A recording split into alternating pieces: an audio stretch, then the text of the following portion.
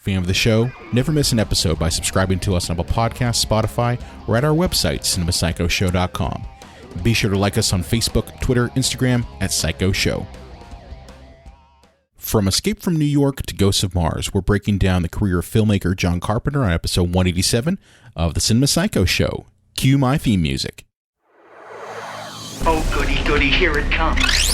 Welcome to the Cinema Psycho Show.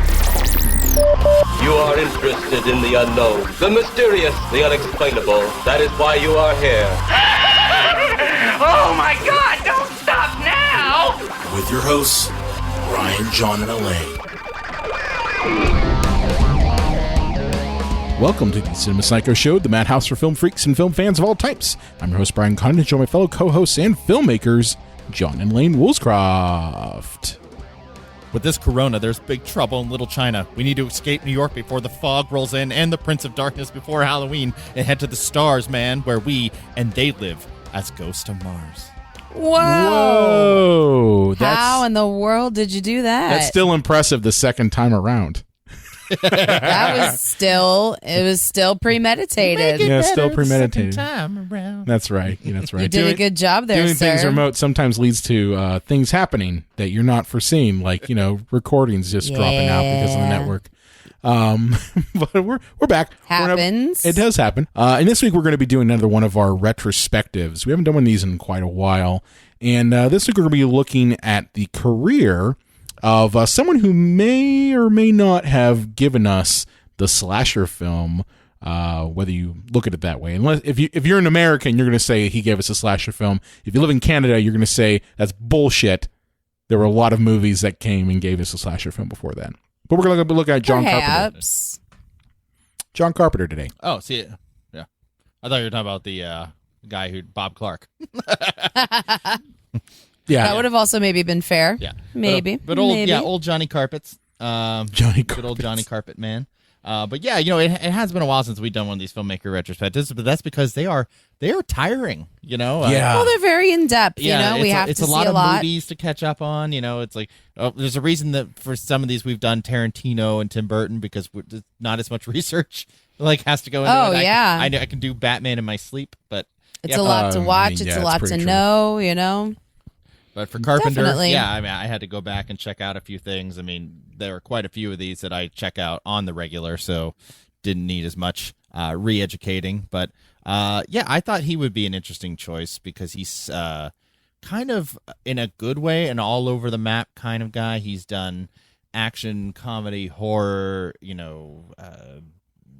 all There kinds is a of lot different more to things. him considering the beginnings and everything with Halloween. There is a lot of genre at hand in his body of work, which I thought was really interesting. Yeah. Mm-hmm. Here's a weird idea. Here's no money. Go make it. and also, could you do the music too? Because we know we would love that. We're just extra poor, and if you could do everything, that would be dope. And don't worry, you can always slap your damn name above the title, no matter what. We don't mind. No, we don't mind. Yeah, he's I kind of always viewed Carpenter in the same realm as like George Romero because they kind of were contemporaries at the time.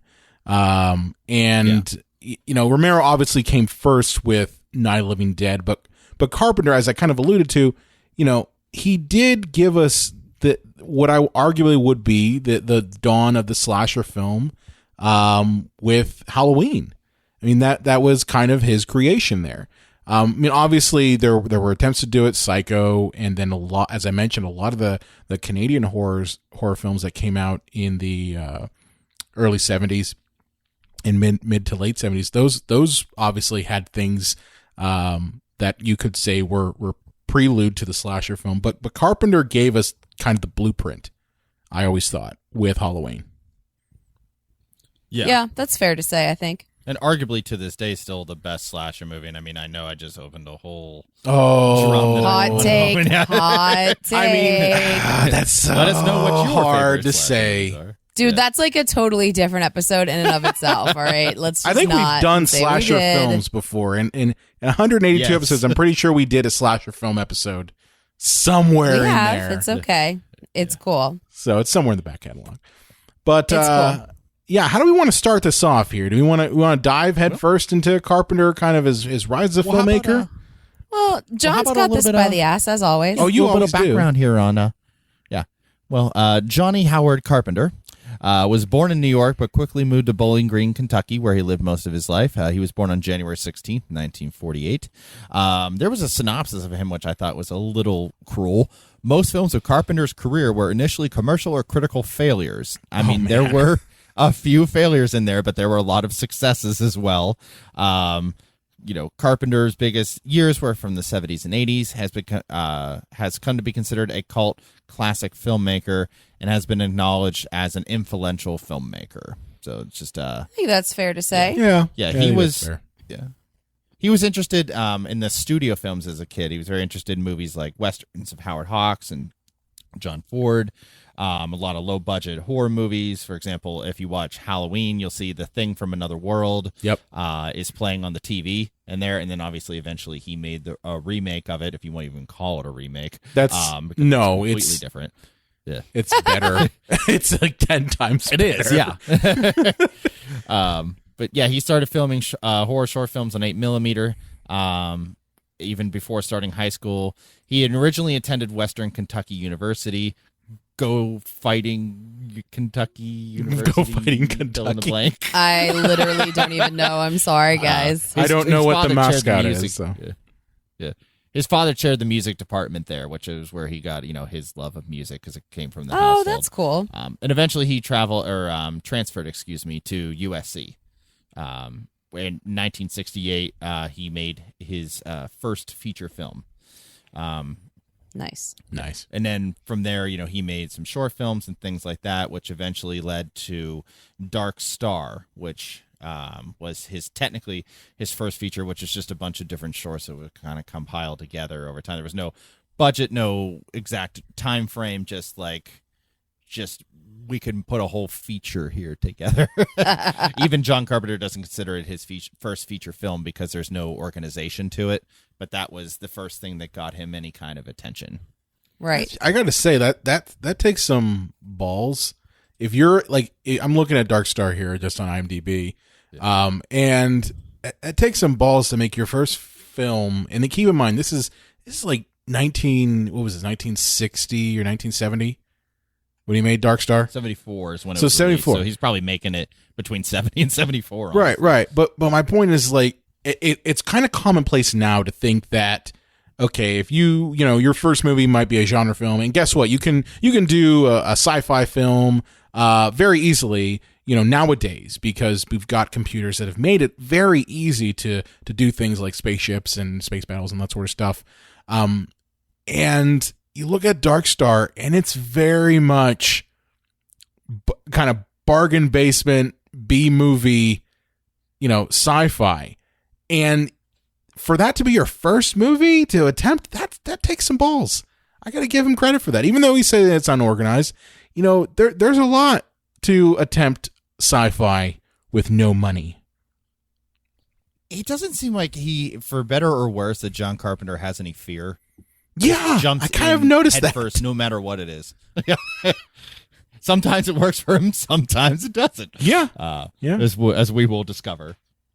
Yeah. Yeah, and then that led to his actual first movie. It was a lot of people. He has what I call the M. Night Shyamalan effect, where everybody thought his first movie was The Sixth Sense, but he made 2 or 3 movies that nobody ever saw before. Right. This has become a cult classic, but I think if you didn't know this, you would assume he made it after. But he made Assault on Precinct 13, which became a cult classic. They got remade. Lane, I think you and I went to see the remake in the theater. Yeah. I think I watched maybe a few minutes of it, and I was of the remake. And I will be the first to say I have not seen the original. I've just seen the poster, and it's always it comes up in his filmography as, this is the first one. But and I kind of know the premise of it, just they're trapped in a police precinct and shit's going down. Yeah. That's pretty much it, right? John Carpenter. Yeah, it's that classic John Carpenter, accentuate your positives, hide your negatives, have editing help you. Yeah. and he's great at that. Like, one guy he kind of reminds me of, like, in terms of modern day, is the as I've mentioned many times, the energy drink with a cowboy hat, Robert Rodriguez. Oh my God. Oh, come on. You can hand come on. It's funny because that's like the truest thing I've ever heard. Yeah, you can give Robert Rodriguez, like, here's 5 pages of what should be a 100-page script. Here's some pocket change and a machine gun. Go make a movie. No, and seriously. a floodlight. And he's like, all right, let's do it. Brian, you seriously tell me that that's not freaking true. It is. It is hurts true, me. but It's I amazing. gotta say, I still give the guy credit. You can say what you want, and I'm not going to talk about his current films because I honestly, like, the last movies I watched of his was like A Dame to Kill, and that was it. And I was like, I'm done. That and Spy no Kids lava movies. fucking shark tits for Those are children, by the way, John. Asshole. Lava shark. Shark tits. Amazing. I think that might have been the porn version. My goodness, John, you are repugnant. I love you. Really are. But I gotta say, I still give him credit. The man did create, El Mariachi, which he had no money for that, and he still made it. Yeah. But at what point do we stop congratulating him for that? Like, I don't know. He seems like such a yucky human being that I'm not sure we he's can, just like... a yucky human being. Like, maybe it's just because, as his career's kind of gone up, he just is the yuckiness has just come out. And, back then it was like, oh, well, he see how much he did with nothing. And now he's at that apex of having everything. And it's just, he's got nothing to show for it other than just being, an energy drink with a cowboy hat on. Yeah, well, I'm excited to see what he gets caught with doing with his wiener. Oh, hey, take it easy. Hashtag sex Whoa. pest. You heard it here first. Whoa. Blade. He cheated on his wife. He's a big piece of All right, shit. well, don't get us sued by calling somebody a sex pest when we have no proof. Being of a anything. cheat still makes you a sex pest. I'm- I didn't mean he raped anybody. Blades Okay, opinions do well, not reflect those of the Cinema Psycho Show. Sorry, I didn't mean that he raped anybody. I meant that he cheated on his wife. it is your opinion. Yes, it is your opinion that he is a sex pest because he cheated on his wife. But I wouldn't be surprised if he got handsy. Hey, where's our lawyer? We don't have lawyers. We make no money off of the podcast. Okay. Anyway, we're not talking about Rodriguez. Talking We're about not talking Carpenter about him. here. Talking Carpenter, about crazy cool Carpenter Carpenter. considered Assault on Precinct 13, which, by the way, I like Assault on Precinct 1 through 12 much better.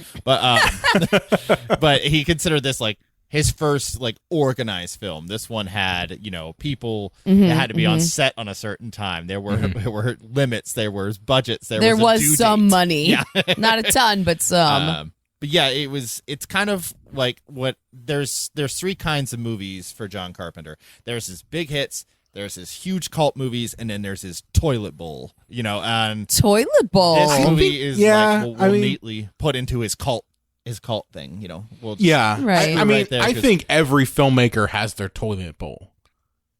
Every filmmaker fair. kind of It has a happens. toilet bowl. It I happens. mean, I have my Romero, we toilet love bowl. Romero. God bless him. But obviously there are some his later Monkey Shines? I'm just saying his later Dead movies. I'm sorry. Yeah. Diary of the Dead. I don't know what you're Yeah. talking about. Those are some Romero's toilet bowl a movies. Genius.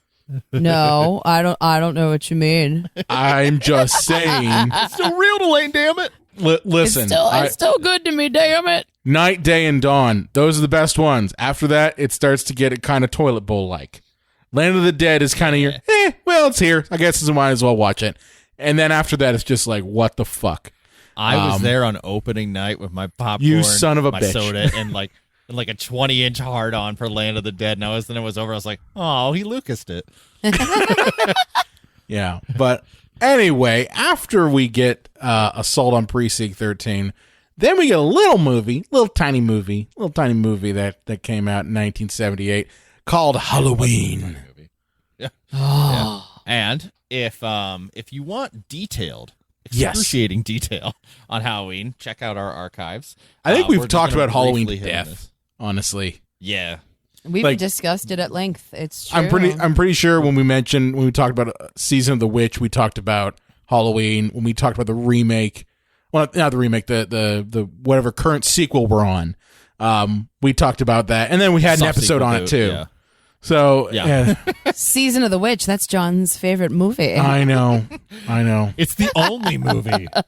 Oh, the movies are crap. John, great movie or greatest movie? Don't even ask. But one thing about Halloween. Don't at me. This is where John Carpenter got the John Carpenter's Halloween. Like one of his rules was that like I want my name above the title, and he never let that go. And I know why he did it for this movie, because it's so easy for him to kind of be forgotten. Like the studio just takes control and it's like, oh, he was just some director for hire and don't worry about him. But if his name's attached to it and it's above it, you can't really ignore John Carpenter. No, you can't. Why, after he became famous, he never let it go is another, we should actually call this John Carpenter's film retrospective, John Carpenter, this episde. Amazing. Yeah. But yeah, obviously, the movie, it started slow. It picked up a hell of a lot of steam, and it sent John Carpenter, this young whippersnapper of a filmmaker, into the stratosphere. Yeah. Him and Deborah Hill, we should acknowledge that, who became a long contributing partner of his. I'd say I think his they best dated work at was one when he time, was didn't working they? With Deborah. What was that? That they dated? I think they Yes, dated yes. at one time. Mm-hmm. Mm-hmm. But yeah, I'd say his best work was work that he did with Deborah Hill, and as we'll see, like when that started to fade off, so did a lot of his stuff. But post Halloween, and like I said, sorry if we're breezing over it. If you want to hear it, there's about 50 episodes, so go check it out. Oh yeah, is one I revisited recently, and it was a doozy. Is The Fog, which is kind of The Fog's good. I'm surprised he did this one right after, because I could see how Carpenter wouldn't want to be one of those guys that was billed as a certain type of filmmaker. And this makes him now like a horror guy. This makes him like Wes Craven, right? Or Toby Well, Hooper. he did a couple TV movies before he did The Fog. So like he did the Elvis TV movie, and then that one had Kurt Russell in it. So that's kind of how that whole relationship that's where happened. that relationship started. But yeah, he kind of started to pigeonhole himself as the horror guy with The Fog. Which That's I wouldn't true. have any problem with, but I just have this weird feeling that he would have. Can you tell our listeners a little bit about The Fog, John, for anyone who might not be familiar? Yeah, it's about fog. No, It's about weather. Yeah, it's it's a about- weather forecast for 2 hours. Thanks, guys. It's it's an amazing meteorology exploration. It's about like pirates who many moons ago lost their treasure, and as ghosts they come back to this town. There's not supposed to be any weather problems that night, but like a fog rolls in, and inside the fog are these pirates who like will kill anybody in their way, and it's basically people just running away from the fog, including friend of the show Tom Atkins. And and the fog can, once it gets in through, the under the door, through the windows, and then the ghosts are a part of that world. And it's one of those things where you get like 4 or 5 different stories, and eventually they all converge together. Yeah. And they all have to come together to figure out how to get rid of the ghosts. And this is where I think Carpenter really shines. There's nothing much to this film except that he made it. On paper, it's a bunch of people do random things, and then they come together and run away from ghosts. That's really all this movie is. But because John Carpenter made it, it works. And I actually would hate to see what would happen if they gave John Carpenter like Disney Marvel money, because it would ruin it. I think his entire success is his limitations. Interesting. And I think this movie did have a few issues. I did find out that a lot of it wasn't working, and John Carpenter went back and, without even any of the principal actors, just shot like countless pickup shots of ghosts and fog and things like that to kind of help beef up the edit. Well, I think it's amazing how Carpenter. See, I've always viewed Carpenter as a filmmaker who, knows his technical skill really well. Because I think that there are filmmakers out there that really kind of like, they're almost based in theater. So they're really good with getting a performance out, but they're not that great in actually, weaving together through the technical filmmaking aspects and crafting a narrative that way. They're kind of like the Todd Brownings. If you're familiar with Todd Browning was the director of Dracula And at the time Dracula came out in 1931, there was a Spanish version that was made by a filmmaker who was very technical. And you can look at both versions of them. You're like, yeah, you got, Todd Browning's Dracula has Bela Lugosi in it, but this other one has like camera moves and special effects and shit like that. And Carpenter always seemed like someone who, maybe wasn't the biggest actor's director, but was really good at the technical side, and to kind of beef up that, he created these characters that stick out. And that's the one thing I've always noticed about Carpenter films, is that every one of the characters, even minor characters, like, are over the top. Always. Yeah. Is it fair to say, though, that possibly the weakness could be in the script, though? I find sometimes... You take that back. I love John Carpenter. I don't know. Sometimes, I don't know. And I mean, we can get into this a little bit more in depth, but I also don't find the female characters anything that's that easy for me to relate to. I was telling John this earlier. You can't relate to the android in Season of the Witch? You can't relate to that? I mean, okay, so like... I did the music for that one. But he wanted to push for that one. Well, and I don't even mean this like from any kind of like woke mode standpoint. I'm not saying that, like, they're not woke mode. Oh shit, we're going to woke mode, folks. And I don't even mean it like from like a feminist standpoint. Yeah. But one of the things, and I mean, if we wanted to talk about like Big Trouble in Little China, Jesus Christ. Yeah. But honestly, like I was just talking to John like casually, because we are married and we do like each other and we talk during the day. But Amazing. I was talking to him about schedule time. I was talking to him about the movies and stuff, and just something that struck me about Carpenter is that these movies are another filmmaker, another movie. They just don't feel like they're for me. I don't find myself in any of the characters. They do I have a hard dietic to them, I would say. And I don't have an easy time relating to them. They don't feel like there's something that's meant for me. I feel excluded when I'm watching something like this. Yeah. Even when there is a female character in them, there's a wall there where I don't relate. What about Halloween or The Fog or Starman? I feel, especially in Halloween, it's almost parental. It's almost, what's the word I want? It's almost directional because of that whole purity thing.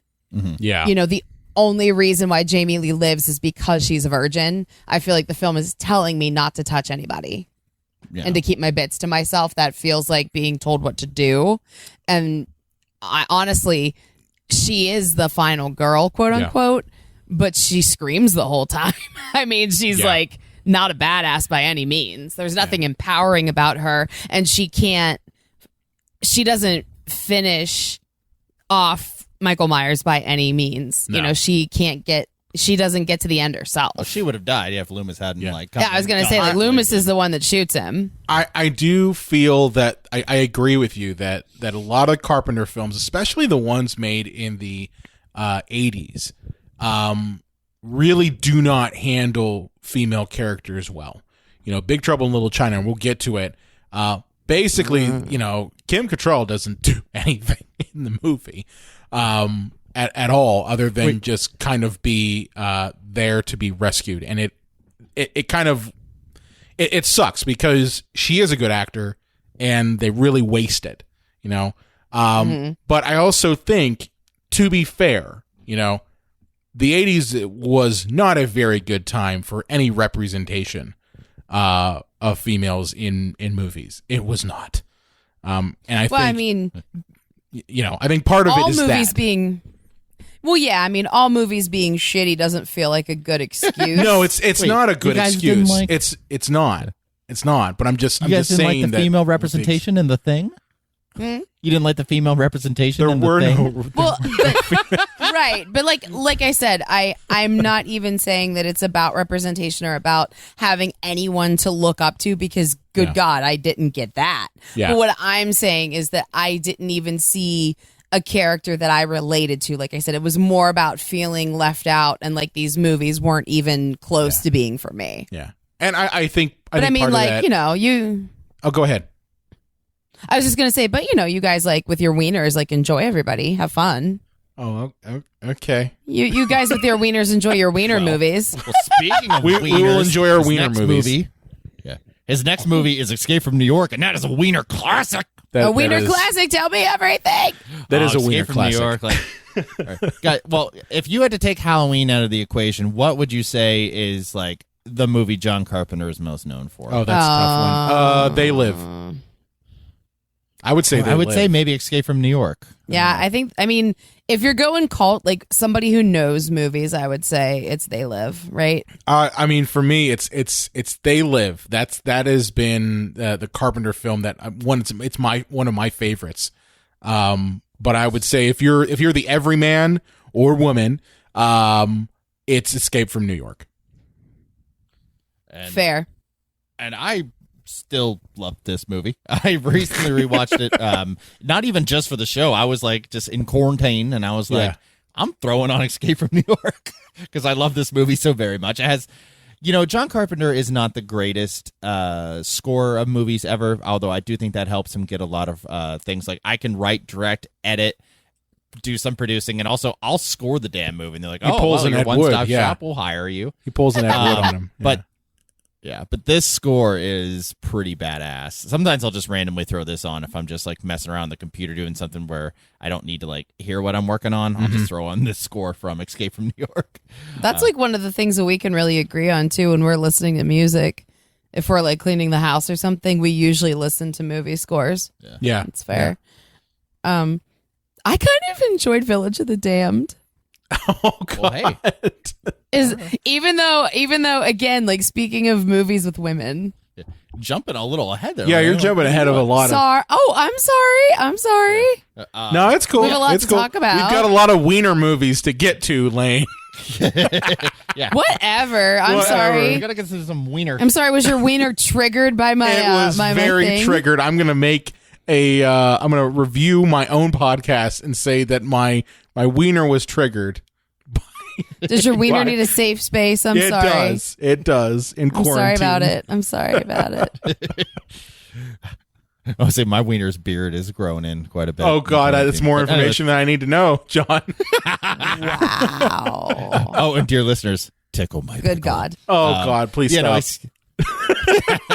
But Escape from New York, once again, like I don't know anybody on that budget that could have pulled off what Carpenter did. This is guerrilla indie filmmaking at its finest, and I don't know if the rest of it works so well or it was just his casting, because Kurt Russell is just badass as Snake Plisken. Oh yeah, and there's something about young Kurt Russell. What is any Kurt Russell that's just so damn like charming and arresting? Kurt Russell is very arresting. That's a really good way of putting it. I find his performances in a lot of these films really, really good. Mm-hmm. Yeah, I don't know if this movie doesn't have Kurt Russell and Donald Pleasance, and Ernest Borgnine and Isaac Hayes. If this movie doesn't come off as well, and of course, friend of the show, Tom Atkins. Excellent. Getting an idea that he shows up in a lot of these movies. Yes. And I think it's cool when you do have a filmmaker that works with the same actors multiple times, especially when it does seem like a good partnership and that it works well. And I think there's something to be said about, you had two types of action movies around this time. The ones that had like a lot of money that, like the Die Hards and all that, where if you felt like, it's not really for me because it's for everybody. But then there were also ones that you saw at the video store that you'd never heard of, and there's a reason why. This one has that beautiful middle ground where it's still indie, but it's not crap. And, you can still feel it's like in your cult world, but you're not the only one that's seen it, it's a nice middle ground between Agreed. Die Hard and, God only knows. Whatever Steven Seagal's rushing out to the red box right now. Under Siege 5. Oh my. That's funny. Tackling Corona. Yeah, I don't know. I apologize, John. I didn't mean to move on to another film. I didn't realize that you were going to have your ode to this movie. I apologize. Well, talking about odes to movies, The Thing is the coolest thing man. ever. I guess. I mean, I know you've seen, what movie was it, John, that you said would have been a really great Twilight Zone episode? I feel like I kind of relate to that with this movie. This movie wasn't too long, but I felt like it would have thrived in the short format as well. Look at you! You hate me right now. I don't think the tension needs to build over. Yeah, I was gonna say like The Thing. Even though when most people think of The Thing, they're first thinking about the amazing special effects that were created for it. And let me tell you something: the special effects in that movie are groundbreaking. You will never find a CGI attempt to replicate that. And actually, it's funny that we bring up The Thing. So last year, I was teaching a course that was an advanced visual effects course. And the way I kind of started off was that we would look at practical effects that can be done in film.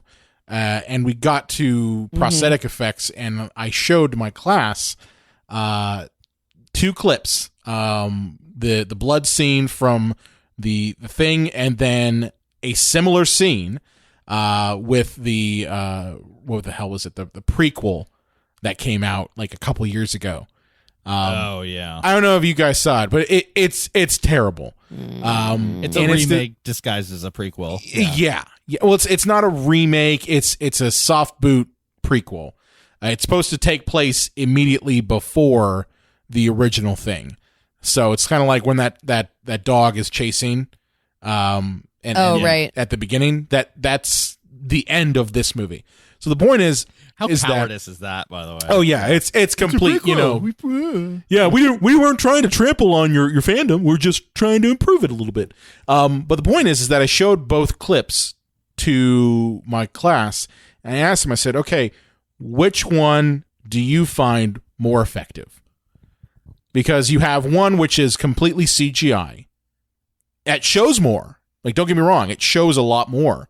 But then you have another one, the original, which if you watch the original blood scene, it's not showing everything. You know?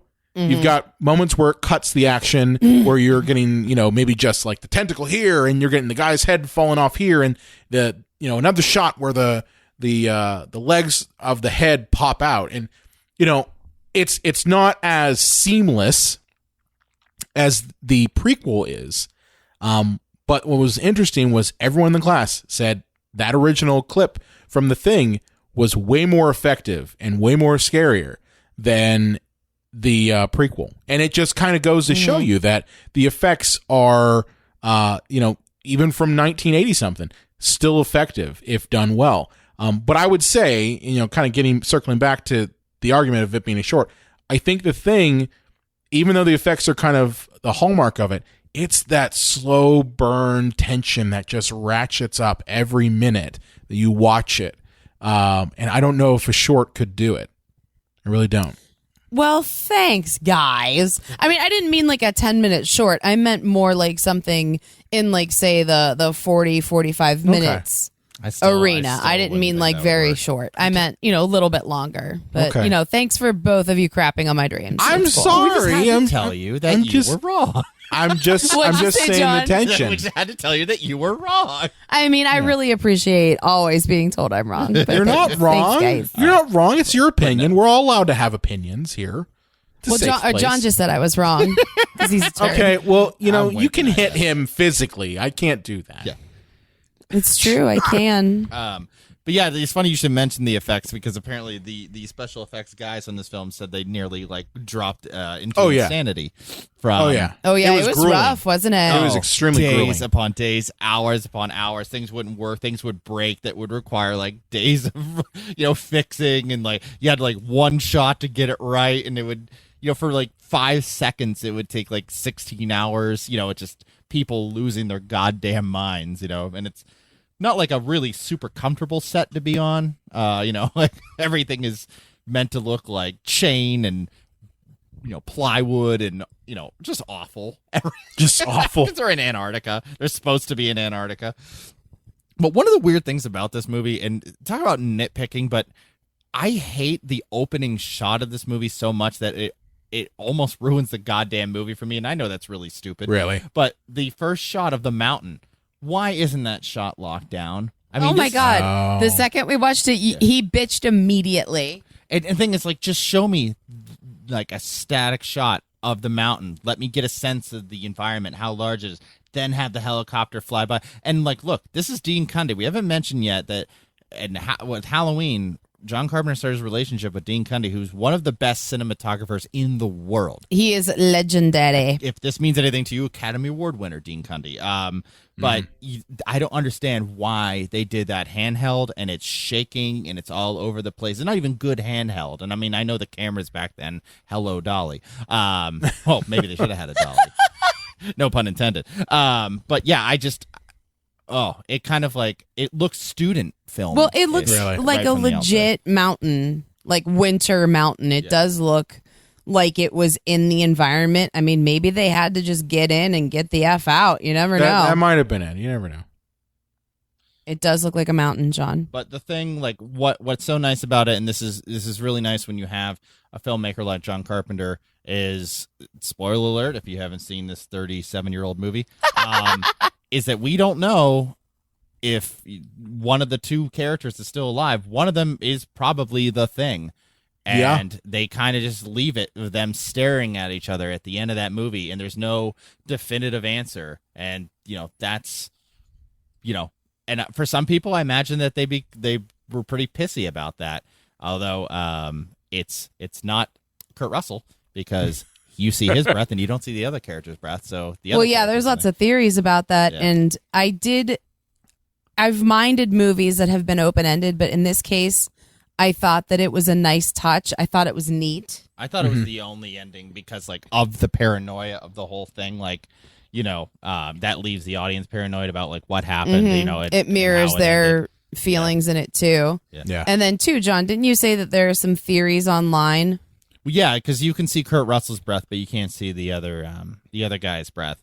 And there's a rumor that that Kurt Russell's character in the movie filled a whiskey bottle up with gasoline and served it to the other guy, and he drank it, and that's why Kurt Russell gets that smirk on his face, because he knows that the creature doesn't know that that's not what it's supposed to taste like.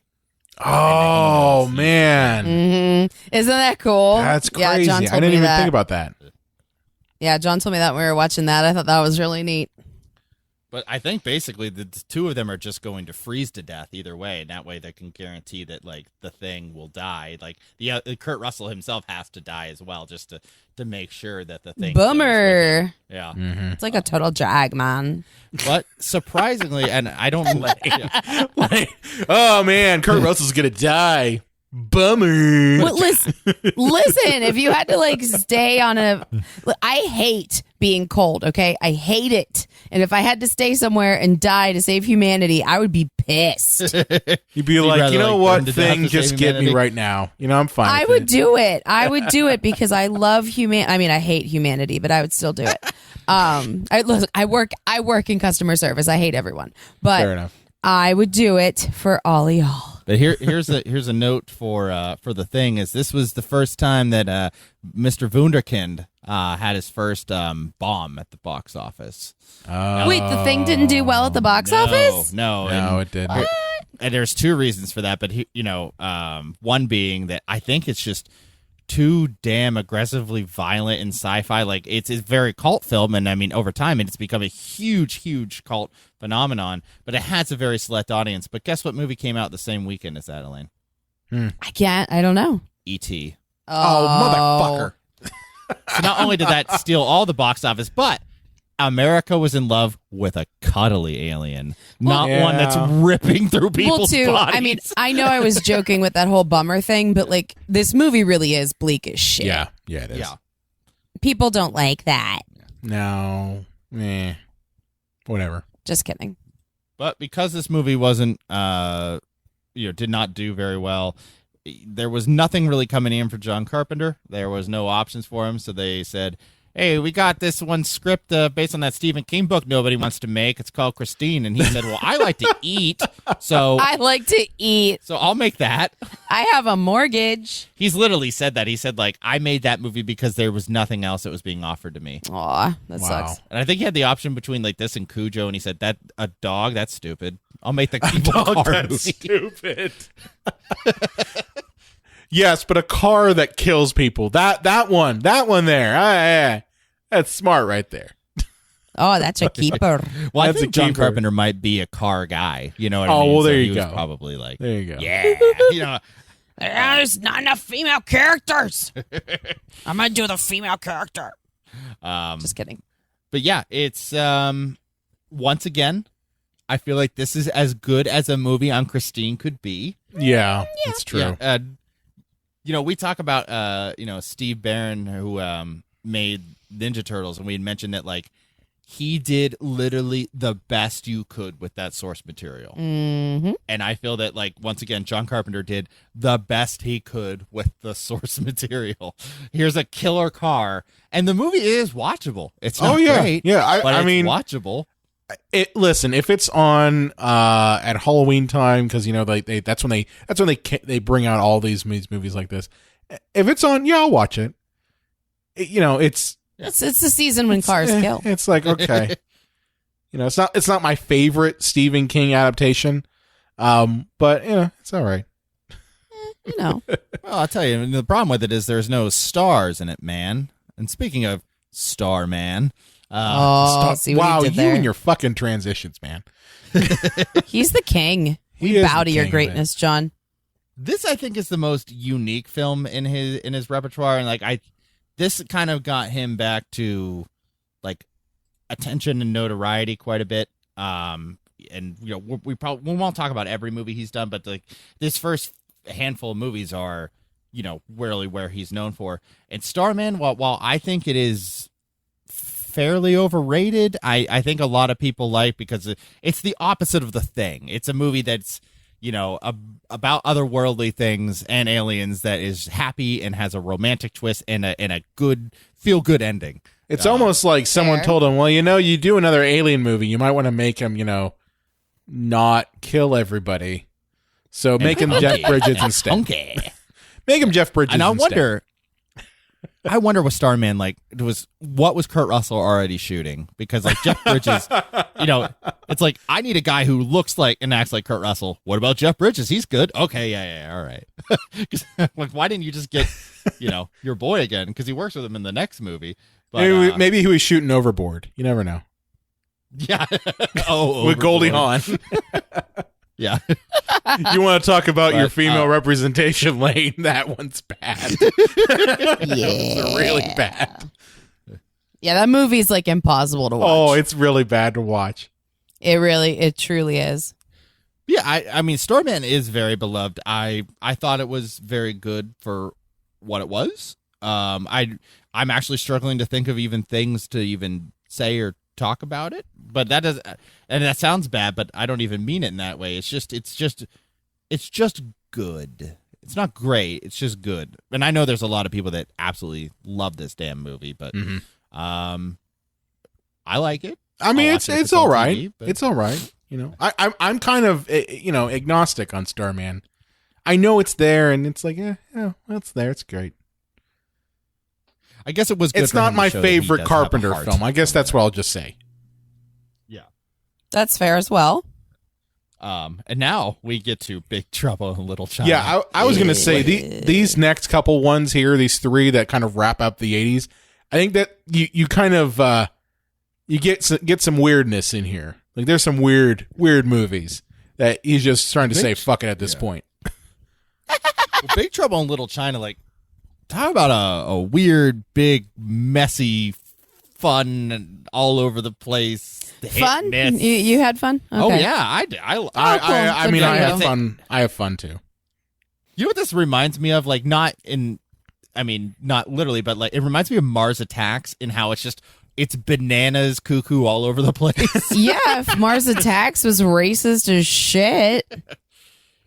Well, it was progressive for the time because it cast more Asian people than any other movie. I in feel Hollywood. like pretending to be progressive by actually being racist is not a thing, though. But That John doesn't Carpenter feel has right. said that this movie was a satire of the fact that so many movies portrayed people who aren't white as like villains and as sideshows, and that the idea that Kurt Russell's like big beefy white hero, like he's actually a complete doofus. Yeah, I was going And to say doesn't like actually he's do the hero, anything to but help he's a save the day. moron.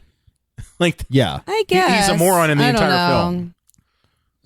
Well, yes, that's true, but I don't know. It just made me uncomfortable, especially like in these times that we're living through. I don't know. I think it was the wrong time for me to see it for the first time, to be honest. That's right. I made you watch it the other day. It did not. Man. It did not work out. It did not age well. Yeah, I was gonna. Well, no, I mean, truth be told, a lot of movies from this time period do not age well at all. You know, Right. I This love in particular. Well, I was gonna say, like, I love The Running Man, and that movie has not aged well at all. You know, I think that's what makes me love it more. Right, and I think that it's kind of like junk food. You know it's bad for you. You just have to kind of take a step back and be like, listen, this movie is not very good for those reasons. But kind of just, I don't know, just appreciate it for the time. And two, I mean, like, that could have been what he intended to do, but it's also my right to say, like, I don't think he was successful, at least not to me. Oh, yeah. No, I get it. And as I mentioned before, like women and his representation of women has been terrible in nearly all of his movies. I can't think of one where I'm just like, oh, yeah, he really hit the mark on that. But yeah, you know. I do think it's interesting with Big Trouble in Little China that you do get a little bit of everything with his career at this point. There's a little bit of like Starman romance in there. There's a lot of like big time thing effects. There's like a lot of the sets some kind of crazy get that effects from in New there. York feel. Like it kind of seems like this is a culmination of every little thing that he's done to this point. You're right, John. It is cuckoo bananas. Like there is something madcap and there is something fun about that. But again, like the fact that it diverted so strongly from reality, I had an even harder time relating or finding a touch point or finding something to grab onto, to be honest. Well, there was an old torture technique way back, thousands of years ago where they would put a man in a burlap sack and they would drop in a monkey, a snake, and a dog, and they would throw him into a river. And this movie feels like the film version of that. I was going to be like, okay, how is he going to make a whole torture technique? Like an analogy for John Carpenter. Let's throw voodoo, magic, karate, machine guns, the Yakuza. Let's throw it all in one bag, throw it in the river, and see what happens. Throw in some Kurt Russell beefcake while we're at it. It was a little bonkers. But the interesting thing about this movie is this is the movie that made John Carpenter fall out of love with Hollywood, and this is the movie that made Hollywood fall out of love with John Carpenter. Yeah. How about that, too. huh? Yeah, because he was hard to deal with. He wanted complete creative control and final edit, and they kind of gave him, begrudgingly a lot of stuff, and then it bombed at the box office. I don't think a lot of people even knew what to make of it. I think the I problem can understand that. Well, that's what I was going to say, John, is I think that the marketing of his films is the thing that kills him. I think the studios just don't know what to do with his movies because they are kind of all out there, and Big Trouble is one of those ones that's like, well, is it horror? No. Okay. It's not. Okay. Is it fantasy? Kinda. Okay. Is it a ninja movie? Okay. Oh, it is a not. Okay. But so it's, I don't think they can hit the mark on how to kind of codify it and sell it. And I think that's what hurt this movie. Well, also, I think that great films rarely come from the filmmaker having complete and utter control. Filmmaking is first and foremost a collaborative effort. And I mean, we talk about this all the time when George Lucas became George Lucas and no one ever told him no. The best that he ever did was when he was able to be kept reined back. Would you say that he lived long enough to see himself become the villain? We always say that. Of course I would say that. Lane, I would say this. I would say that it doesn't have to be a collaborative effort if you are very good. I like Stanley Kubrick had complete and total control of his movies, and he was good enough to do so. I guess, but I mean... had complete control of his movies, and he was good enough to do so. The problem is George Lucas wasn't very good, but he surrounded himself with great people, and that's why his early movies turned out well. And then when he had complete control, he blew. I guess, but I mean, as much even on his best day, Kubrick is kind of a pretentious windbag. Oh yeah, he's horrible to his people on set, but I mean the work speaks for itself. I think Carpenter is a better filmmaker than George Lucas without in terms of complete creative control, but you do have a point though that he's maybe just not good enough to stand on his own merit in that sense. So I think right. Yeah. I mean I kind of agree with that too. Is I just think that he's passable for complete creative control, but not the greatest. He certainly isn't I don't know if Hitchcock had complete creative control over everything, but that's another person, piece of shit human being, but still, he had was complete control over Tippi Hedren's self-esteem. Yeah. Again, piece of shit human being. Okay, rotting in the ground. Speaking of hashtag handsy. Oh man. Sorry, Brian. Oh man, he really is. He really was bad. But yeah, I agree that I don't think he needed to have complete creative control. I think he could have let go of some of the elements of it. And maybe it's just because, he is someone who has, existed on shoestring budgets and made a lot with nothing. And maybe he kind of viewed it as, I don't need to give up that stuff if I'm able to do it on my own with, minimal resources. Maybe that's the reason why. I don't know. And we'll skip around a little bit here. Prince of Darkness is kind of forgotten about a little bit. It's all right. Unless, Brian, you have anything specific you want to say about regarding Prince of Darkness, my only thing is just that it is a lot of people love this movie, and it's kind of a hard thing because it kind of fits in with a lot of his elements, and honestly, it's kind of weird because it's about Satan and it's got elements of Big Trouble in Little China, but it's more directed towards horror, and it is kind of forgotten. But I really don't have too much about it. My next one is as I mentioned, one of my favorite Carpenter films, and that's They Live. Yes. Yeah. And I feel like this is him just sticking it to the studio. You know what? I'm going to go make a movie, and it's going to be about aliens that are making us consume through technology, and only Roddy Piper can see them using magic sunglasses. Nailed it. Yo, let's go see you make that, John. Yeah. Yeah. They Live is my favorite Carpenter film, and the reason why is because Carpenter at this time is actually, he's attacking consumerism, which the 80s, and it's funny that this comes out in 88. The 80s was all about consumerism. It literally crushed his films because they financially didn't make any money, and this is exactly him lashing out. They took his concept of Halloween and they codified it and franchised the shit out of it to something ridiculous. And this is exactly him saying, fuck you all. You're all a bunch of zombies. Only at this, instead of it being zombies, it's aliens, which I actually like the fact that it's aliens. I think it would have been too easy if it was zombies or something like that. That's fair. But Roddy Piper is fantastic in this movie.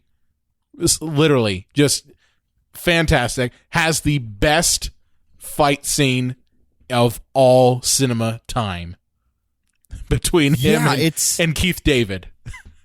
If you like fight scenes, you will cream all over the room to this. If you don't, you're probably going to be baffled because it's at least a third of the fucking runtime. Well, when Keith David and Roddy Piper go at it, they fight forever. Yeah, and it's he has one. Go ahead, Lane. I was going to say he has one of the greatest lines too. If John, you would like to grace us. Oh, certainly. Okay. I'm here to chew bubblegum and kick ass, and I'm all out of bubblegum. There it is. Yeah, needed it. That literally is one of the greatest lines in film history, and what has the best fight scene in film history, just because the thing doesn't cut, and they show the whole damn thing. And I don't know why he decided to put that in there. I just think because they were like, well, I've got this wrestler here. I probably should have him do something physical, for the purpose of the fact he's a wrestler. So why don't we have a big giant street fight between him and Keith David? And it's glorious. It literally is glorious. Just they'll put on the glasses. I'm not gonna put them on, and they just go back and forth. Put on the glasses. You gotta say it. Put on the glasses. Just look at it. Just look. And don't you know you gotta put them on? Oh my God, the two of you.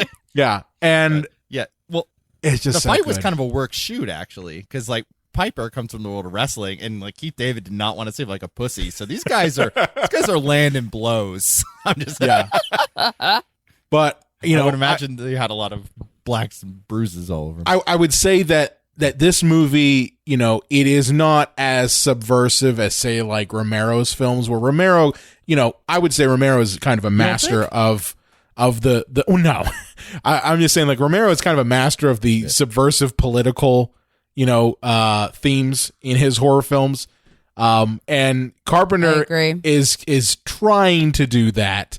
And it's not quite as successful. It does kind of hit you over the head with it, which, that's fine. He's leaning into that. He's not saying I'm trying to be subversive about it. He's like, the whole world's occupied by aliens. What was that? There's room for relentlessness. Like satire is an easy way to describe it. You can have something that's like very subtle and tongue in cheek. Like The Simpsons often would do kind of like tongue-in-cheek satire. And then there's something like South Park, which literally just hits you over the head with a baseball bat. With Relentless.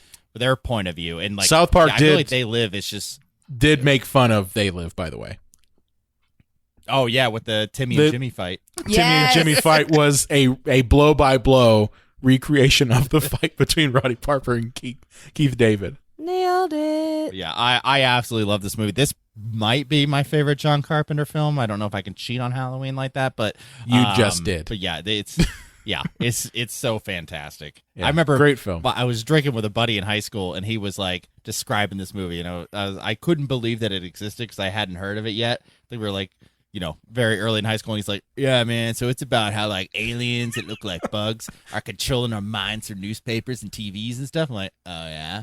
He's like, yeah, and then like, there's only one guy that can save us. You know who it is? No, Roddy Piper. No, yeah, he's got like magic sunglasses and shit. He sees billboards, and then like on the billboard, there's like bugs and stuff, and they say like, there's bugs and stuff. Like, you're making this up, man.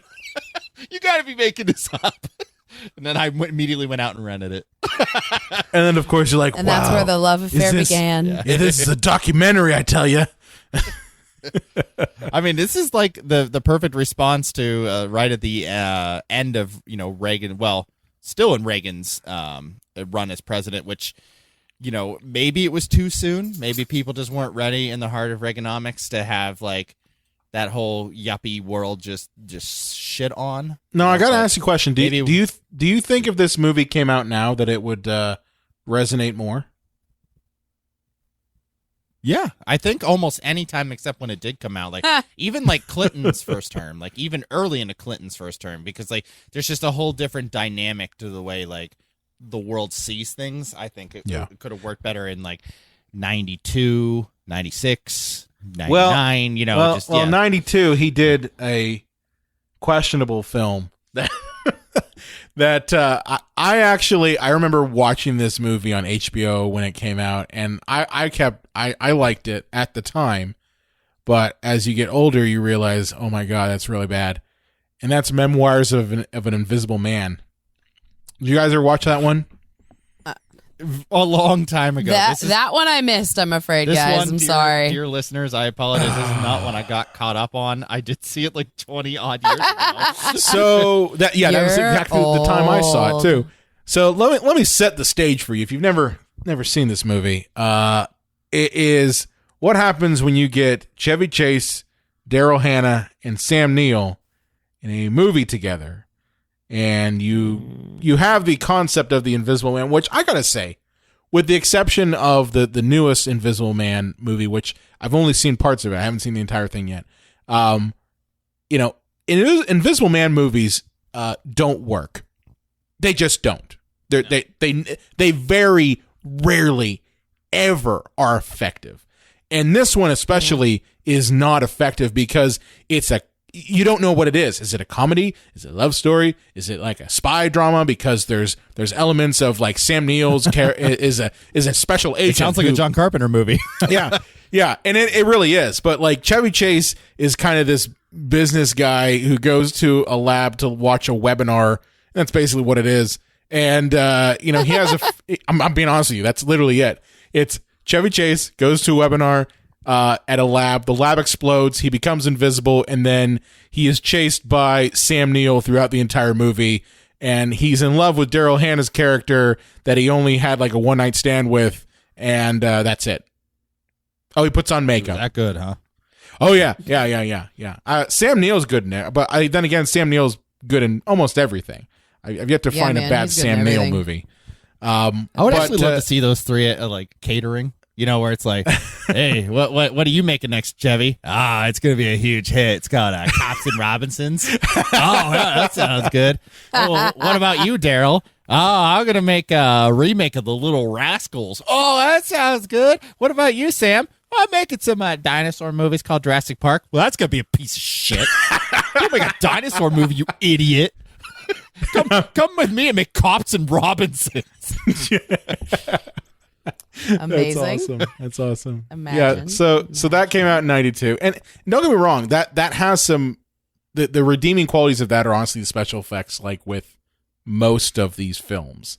Like they did a lot of things with, I think that was one of the first movies that actually digitally made chroma key examples, like actually using green screen to make someone invisible and then add back features in like his face. That sort of thing hadn't been done back then. This is all pre Jurassic Park. So eat your heart out, Hollow Man. Yeah, and honestly, I'll take the effects of Memoirs of the Invisible Man over Hollow Man any day. But anyway, moving around, have you guys seen this movie that he actually stars in? That's Body Bags. What? Have you ever heard of this honestly, film? It's a TV movie. I haven't heard of it. That's crazy. Yeah, I did. I own this movie. Until I was looking him up on IMDb for the show. Yeah, I didn't know about this one. So, Body Bags is one. It's one of my favorite types of movies, which is an anthology horror film. Okay, so it actually stars John Carpenter as a corpse. Wow. Yes, he plays a corpse in a morgue. He is kind of the storyteller. And what he does is it's his performance is hilarious in it. But it basically has a couple stories in it. I think it's either 3 or 4. And it has kind of, special guests from like Wes Craven and Sam Raimi, and Toby Hooper shows up in it too. But there's a couple of different. Roger Corman, Greg Nicotero. How did I miss this? Yeah, well, Dude, I love you know what it was? Stacey Keach? This was a Showtime movie.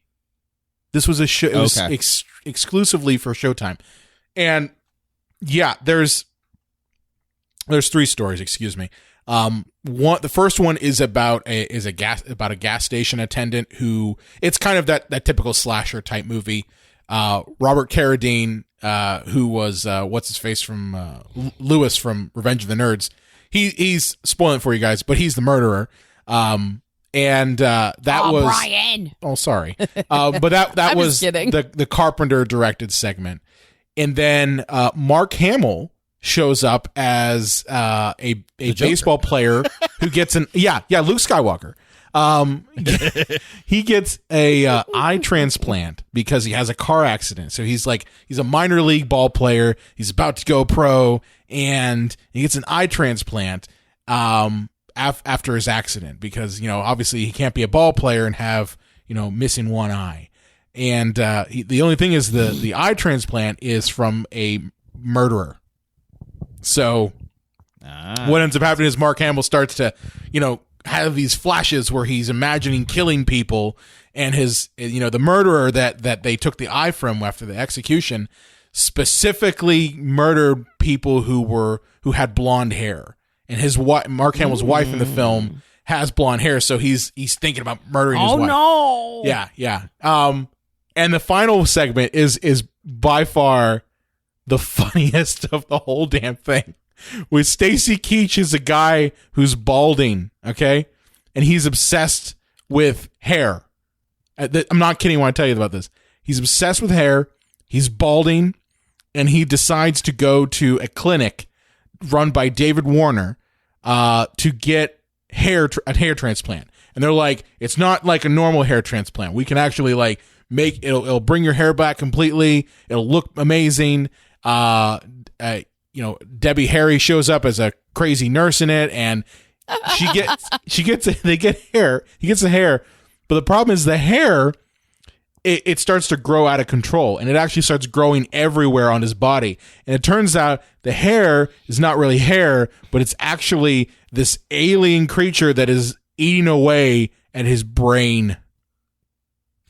Like, this is the movie. It is a fantastic anthology horror film. It's got so many special guests in it. Like, it's kind of crazy. And I saw this movie. I think it played on Sci-Fi Channel one time. And I was like, what the fuck is this movie? Where can I find this? And it never got released to DVD.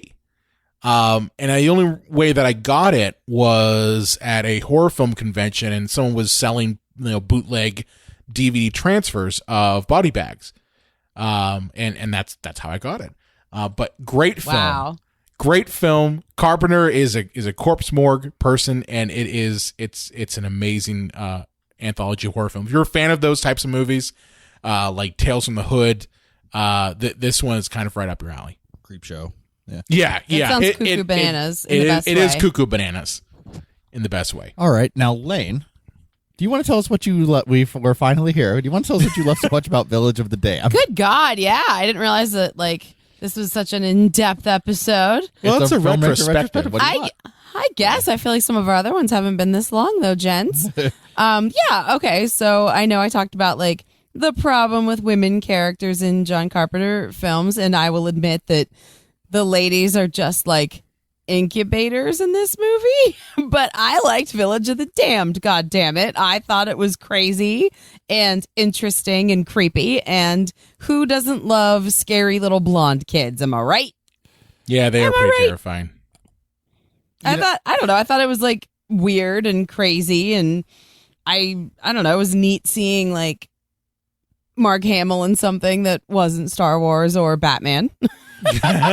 It's with this movie, it had a great premise, just because and it is a remake, so it's the premise of the original film, but it seemed like he just didn't care anymore. There was nothing to it there. Oh yes, to be plain, the movie's not good. I just enjoyed it. It's one of those things that usually he's the guy who can take a nothing day and certainly make. Sorry, I got Mary Tyler Moore's theme in my head there for a second. He can take something with no money and just turn, polish that turd. Yeah, he can polish that turd. Salad out of chicken shit, And with this one, he didn't seem like he even cared if he was able to do that. Just I'll make another movie. This is another Christine to me. I'll pump this out. It's not terrible because I don't, we'll get to something that's really terrible, but this is it. I would say though, it is one of his stinkers. This is no way even cult.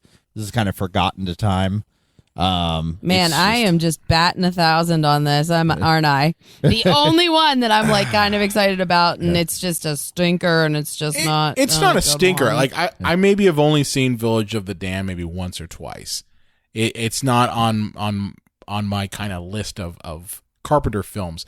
I do like that Christopher Reeve is in it. He's pretty good in it, in a non-Superman role. Yeah, right. I think this is right before. This was right before his accident. John and I looked it up. Yeah, it's right before. They hadn't even finished post-production when he had his accident. Yeah.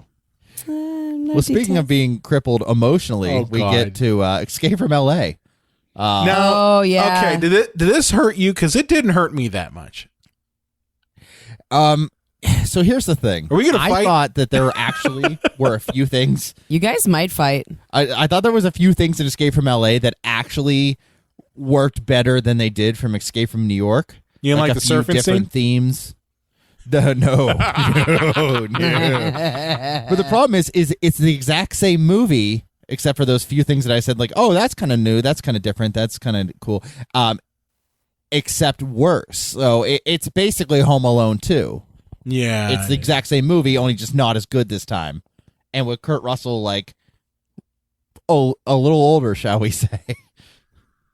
Yeah. A little thicker around the waistline. Yeah, a little bit. A little bit. That's why they gave him like like these a bunch of Marvel movies now where they got to get buff. Well, that's why it wasn't like nowadays where, Star-Lord has to, lay off the cheese kernels to, play the role. But, I actually don't have a problem with Escape from LA. Just because for me, and we've talked about this before when it comes to franchise films, that sometimes the first movie that you see, it might be out of order. And for me, I saw Escape from LA first before I saw Escape from New York. So okay. I maybe that made a difference, Brian. Yeah, and I kind of look at it as like, well, there are some things I like about it. I like the what the hell is it? It's the scene where Bruce Campbell shows up as the plastic surgeon for Beverly Hills. Unrecognizable. Yeah, completely unrecognizable. Yeah. And I like the ending actually of it. I think it's an awesome. The ending is pretty great because I didn't see that one coming. At no point do you think that Kurt Russell is just going to be like, yeah, I won, blah blah blah. But he just has to say, yeah, fuck everybody, we're all going dark. But that I can definitely see where there's criticism though. I think the effects in it are kind of piss poor. For the time, they're unwatchable, and I think that's part of the problem. Was, and I mentioned it about the Thing prequel, where with the Thing they actually cut away to basically help the special effects with their limitations, and with this one it almost seems like they're just like, yeah, just show everything and throw some crappy CGI, and we'll know the difference. And to be fair, this came out at the prime time of 1996 when, if you weren't Independence Day, that's exactly what you were doing, was throwing crappy CGI everywhere. Yep. Yeah, it worked for Jurassic Park. Why can't it work for us? But that's the thing is, it's almost like they were like, well, we don't know what the fuck we're doing, so just throw it everywhere, Yeah, the surfing scene is just like, yeah, it's really bad. If nothing else, I don't even mind the idea of Snake surfing, whatever. But it's so badly done. It's so Snake obvious. Plisken it's Kurt Russell would not on surf. A green screen, just shaking back and forth. Yeah. But yeah, isn't this just kind of like an interesting evolution of John Carpenter? Like a man who was kind of cynical to begin with, who by They Live, you could clearly tell that he just the whole system's out to get you and you can't trust anyone and everything is out to ruin your life. And then by Escape from LA, I shut down the whole world. We're just starting over. Yeah. Fuck everything. What an unfortunately miserable man. Yeah. And then we get a return to horror, because at this point in time, he hadn't done a horror movie in quite a while. He'd done Village of the Damned, which is kind of sci-fi more or less. And In the Mouth of Madness, which we didn't really talk about because there's a lot you could talk about within the Mouth of Madness. He did that as well. But then we kind of returned to horror with vampires. Now, John, what's your opinion of vampires? It's fine. Until I knew that. I feel like this one's more your thing, Brian. No, I'm just curious, John. What is your thing about this movie? Well, until I found out that he was a weirdo Republican sex pest. I like James Woods quite a bit. Yeah, same here. Until I found out the truth about him. And obviously, #sex pest. And Biff's in it, which is always good, Is Biff in this? Biff's not in this. He's not a pest. Oh no, I'm sorry. I got the wrong Thomas. But no, it's been a long time since I've seen it. I was so used to being impressed by John Carpenter movies and just them seeming so unique. This didn't seem unique. I didn't think it was terrible. There's been very few John Carpenter movies that I thought were truly terrible, but it doesn't have a lasting resonance in my brain. See, for me, Vampires was, and I mentioned this before, this was an Eagle video rental for me. So this was one of those ones that I as soon as I saw the cover, I'm like, oh shit, I'm gonna like this. And I really do have an appreciation for this film just because, vampire movies at this time, this came out in 1998, and the only real vampire movie you had coming out in 1998 was Blade. And I never found the vampires in Blade terrifying. And truth be told, there are very few movies where I'm like, that vampire is scary as shit. Bram Stoker's Dracula, that one, Gary Oldman, when he transforms into the different versions of Dracula, that's pretty terrifying shit. That's some amazing special effects makeup. Vampires, on the other hand, I found them terrifying. Visually, they were terrifying, but then on top of that, the sheer power that, characters like Valak, who's the main vampire in this, have is pretty terrifying. I also appreciate the humor. Yeah, it has James Wood, who's a piece of shit. We have no problem saying that now. But at the time, his character of Jack Crow is a pretty good protagonist for it. He's a piece of shit in the movie too. And I would say that this particular film, unfortunately, has one of the worst representations of women in it. I'll say that right off the bat. No thanks. What was that? I said no thanks. No thanks. No, it really joking. does. It really does. And seeing it now, it really does have some of the worst representation of women in it. The only female in it is Katrina, played by Cheryl Lee, and obviously they make her a prostitute, and they talk about just lose the whore, and it's just that type of writing is unacceptable, honestly. And that's one of my biggest criticisms of this film, despite the fact that I do like it. Is when you look at it now through, I want to say almost like the more mature eyes, that you're just like, yeah, this is not good. But aside from that, there's a lot that I do find good about it. The effects are good. The fact the vampires are fucking terrifying. The one scene where Valak literally rips apart everybody at the motel is, you don't really see that in a vampire film. It's usually like one person getting bit or anything like that, and it's never that violent. And this movie kind of goes and ups the ante on what vampires can do. And so for me, it's kind of one of those ones. It's like, if I wanted to see a scary ass vampire movie, I'd watch this one. But why aren't they playing baseball during a thunderstorm in Seattle? In Sparkling. Yeah, because it's the anti one of those. That's why. But hey, at least Cheryl wasn't a body wrapped in plastic for once. Oh my. So. That's true. The things that you are saying right now. Vampires. Unfortunately, it's not a cult movie because it just didn't catch on, but it should be in his cult section. But then we get to really the last movie that he truly made, and thank God, because if it's this, then it's time to go, John, because Ghost of Mars seems like a movie made by Mick G trying to be like John Carpenter. And yeah, you heard me, Mick G. You can tell it just hurts Brian inside. There's nothing redeeming about this movie. I find nothing redeemable about this movie. Nothing. My dudes, I'm so sorry. It's like the George Foreman grill, knock out the fat. It seems like somebody took a John Carpenter burger and they knocked out all the fat, and then they turned that fat into a movie. Here's all the worst things about him as a filmmaker in one movie. Wow. And then it was, I wonder if he even didn't wait for the reviews or the box office and just said, you know what? He looked at the cut of the movie and went, I'm done making movies. No, I quit. Yeah, if this is what I'm doing now. I just don't get it. I just don't get it. It actually feels exactly like someone said, okay, let's do Assault on Precinct 13, but we're going to do it on fucking Mars. Yeah. Isn't it? Oh, no, yeah. We're going to get the species. That feels right. And it's like, we're going to get the species chick, and we're going to get Ice Cube, and we're going to get Pam Grier, and, what's this new guy? Jason Statham? He's cool. And, it's a good time. Wow. And this is it for 19 years, guys. I mean, he did some TV stuff. He's done some video shorts. He did Masters of Horror, which I do want to mention.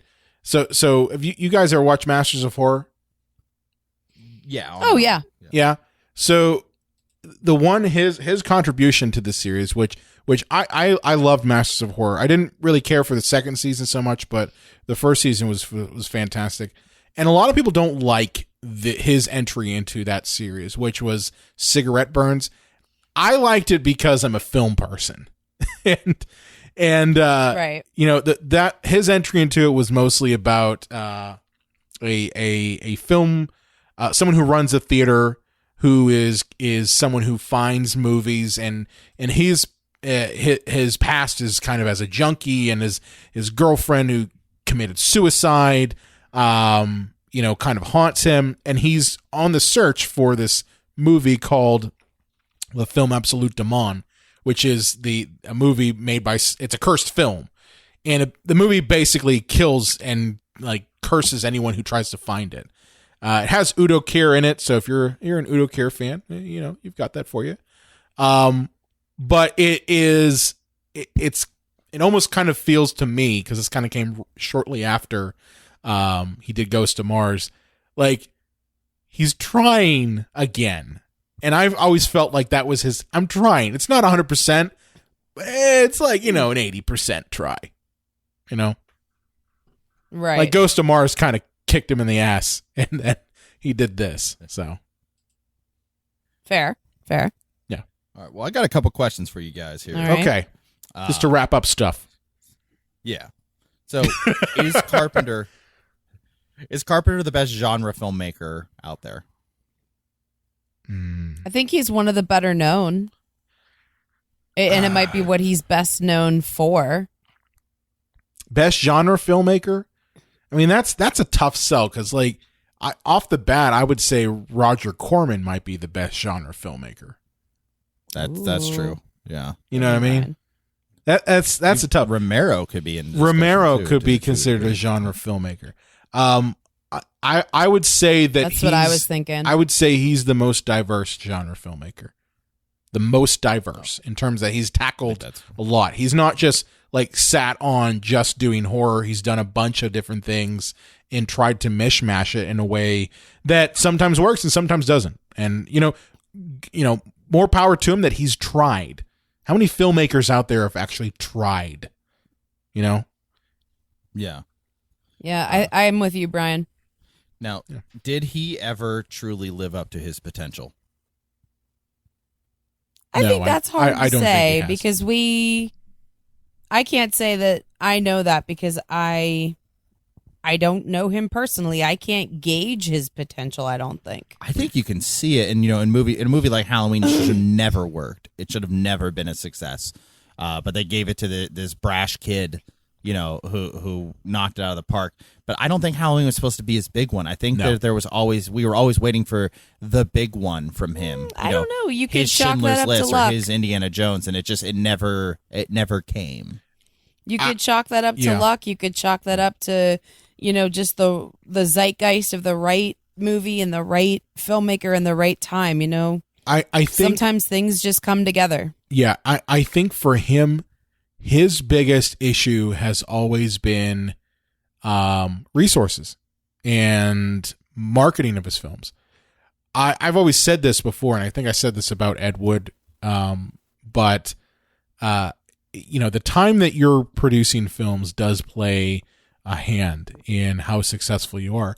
I think if John Carpenter was making films now, if he had started his career now, and was born later, that he would be way more successful than he actually, ended up being, and would have maybe those masterpieces.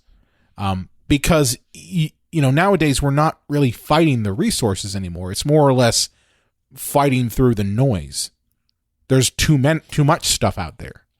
And breaking through that is really the challenge, but there's more avenues available now than it was back then. Back then, if the studio didn't market your film correctly, it didn't make money. And nowadays it's like, well, as long as I'm able to bust through the noise, it'll at least get eyeballs. It's funny. I saw an article, and I just looked at the headline, but there was a article on Carpenter in The Guardian, and it said, "Could I succeed if I started today? No, I'd be rejected." Well, I think that's in the paradigm of traditional filmmaking. I think that's what that is. Oh, interesting. I think because ultimately, if he's trying to compete against Marvel, yeah, you're not going to fucking win.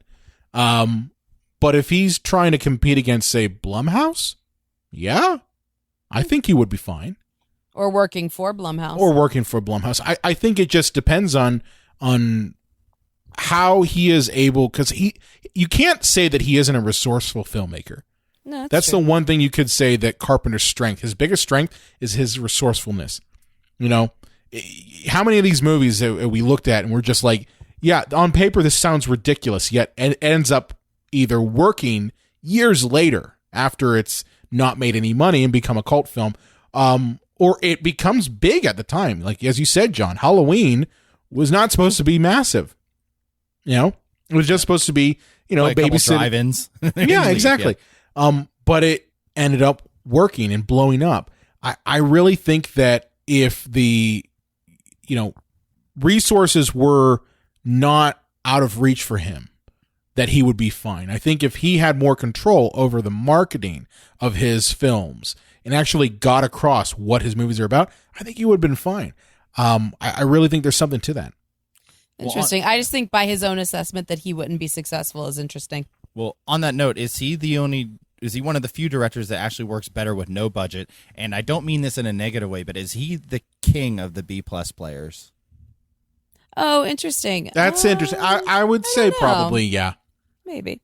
I think if he was left to more of his devices and didn't have a studio over his head, and as I said, for him it's a little bit different because he's made his career in an atmosphere that was heavily dependent on traditional media. And I don't know if he'd be able to compete in that now. I'm saying, like, if John Carpenter was born in 1985 and was our age and starting to doing his work now, that he would be more successful at it than he was when he was our age in 1960 or 1970 something.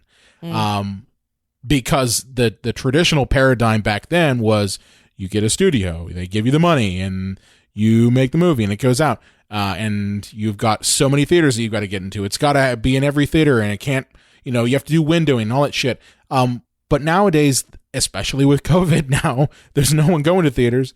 I think he would have been more successful now if he started.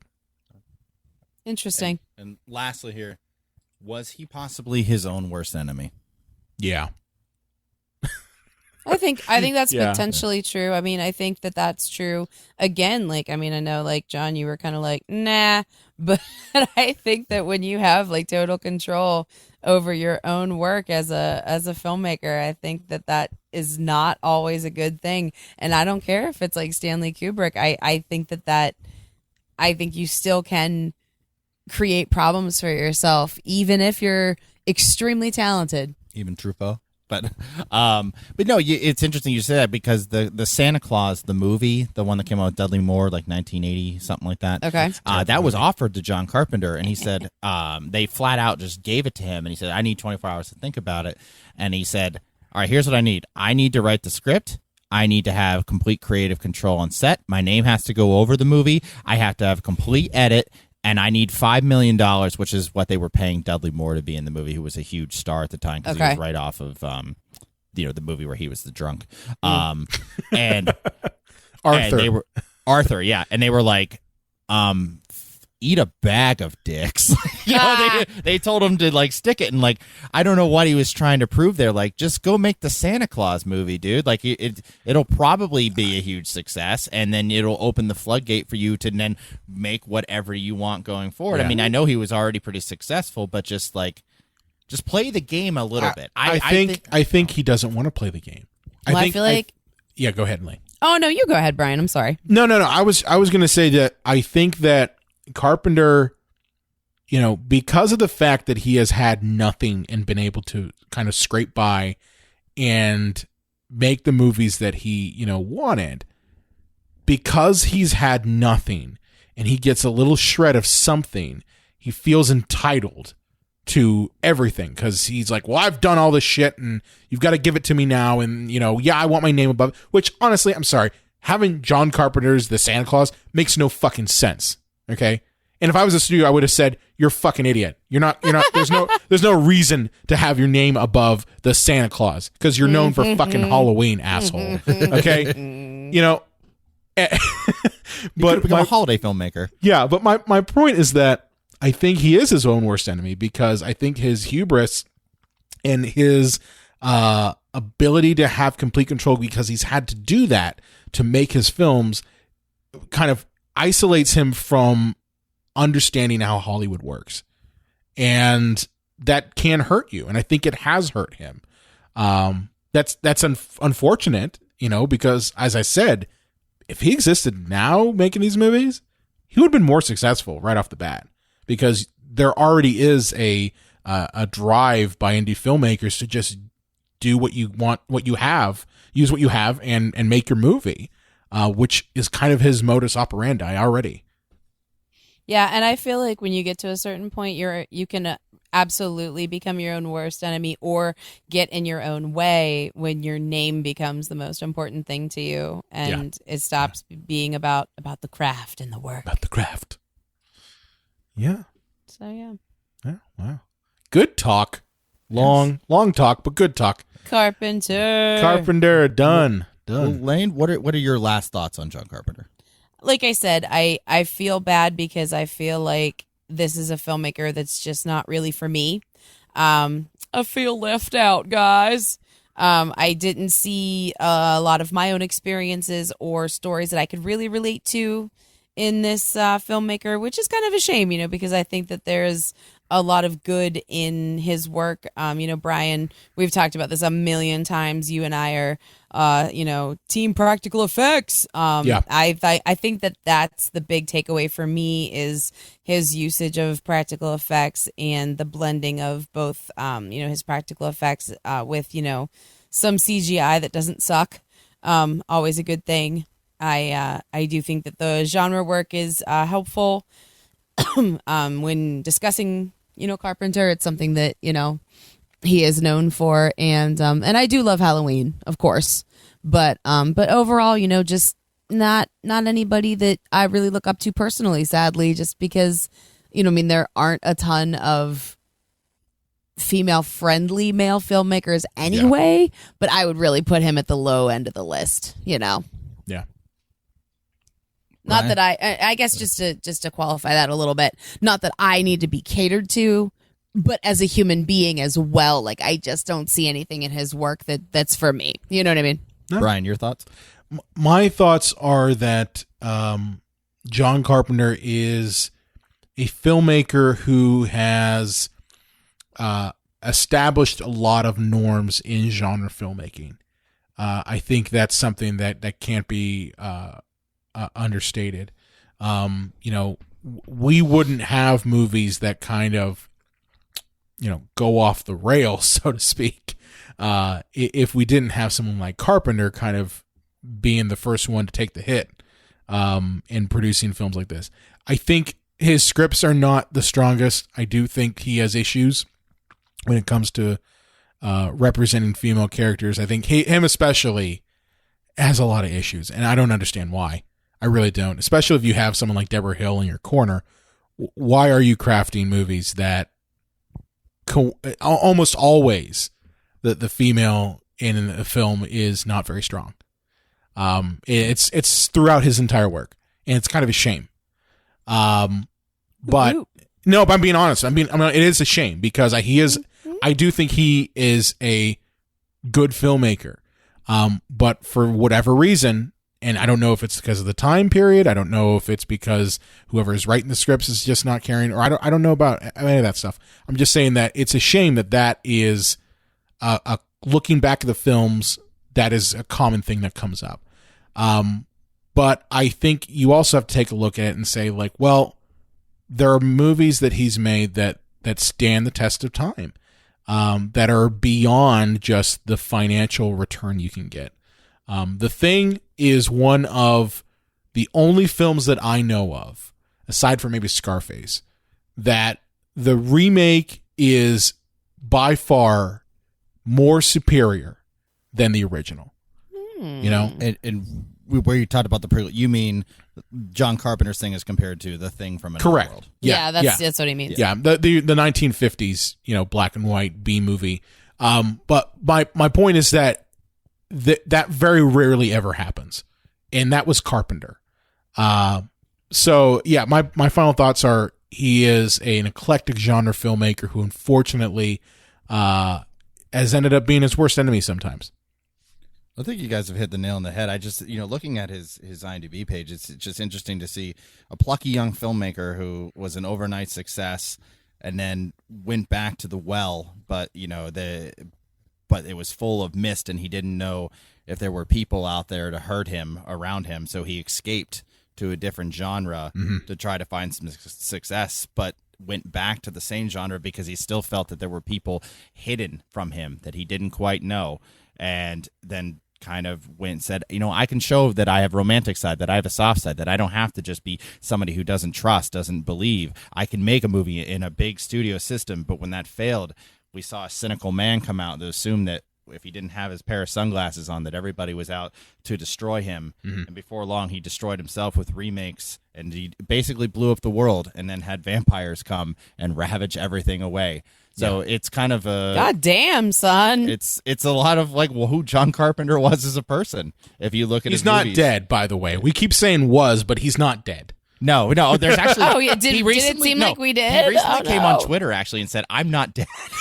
Because people thought he was, because he just hasn't made a movie in so long. Shit, that's amazing. But his career is, I suppose, self-chose. But yeah, I think it's just a man who just felt consumed by the system and people around him, and it shows in his work. But he's one of my favorites. I'm glad we did this episode. I love John Carpenter to death. He's a hero of mine. But yeah, he's had his issues, his ups and downs, and what a roller coaster of a career. Yeah, very interesting guy. Very interesting films. Well, that was a hell of a episode. Deep cut. John, where can they find you on the Twitter machine? At the Unreal J Wolves. Lane? You can find me at woke. No, I'm just kidding. At LA_Croft. You can find me at Brian Connington. I also run the Psycho Show page. Be sure to like us on Facebook, Twitter, Instagram at Psycho Show. You can also find us on the Epicast Network at epicastnetwork.com. If you have a favorite movie or question you want to throw our way, or you too, are John Carpenter and you've listened to this episode and you're just like, fuck you guys, you can contact us at cinemapsychoshow.com, and be sure to subscribe to us on Apple Podcasts and iTunes, and we will see you next time. Obey. Epica.